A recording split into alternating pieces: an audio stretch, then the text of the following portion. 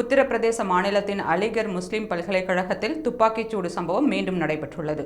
பல்கலைக்கழக வளாகத்தில் இயங்கும் AMU பள்ளியில் +1 மாணவரான முகமது கைஃப் சுட்டுக் கொல்லப்பட்டார். இதுகுறித்து அலிகர் சிவில் லைன் காவல் நிலைய ஆய்வாளர் அபய் பாண்டே கூறுகையில், பள்ளி மாணவர்கள் 2 குழுக்களாக மோதிக்கொண்டனர். அப்போது ஒரு மாணவர் துப்பாக்கியால் கைஃபை சுட்டார்.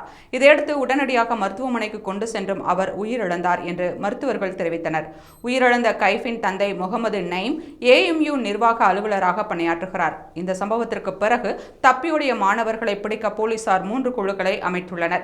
CCTV காட்சிகள் ஆய்வு செய்யப்பட்டு வருகின்றன. இதற்கு முன்பு 2024 ஜூலை 24 அன்று பல்கலைக்கழக ஊழியர்கள் 2 சுட்டுக் கொல்லப்பட்டனர்.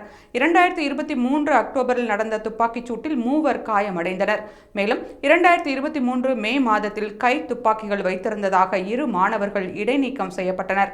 இந்த சம்பவங்களால் அலிகர் முஸ்லிம் பல்கலைக்கழக வளாகத்தில் துப்பாக்கி கலாச்சாரம் மீண்டும் அதிகரித்து வருவதாக கூறப்படுகிறது.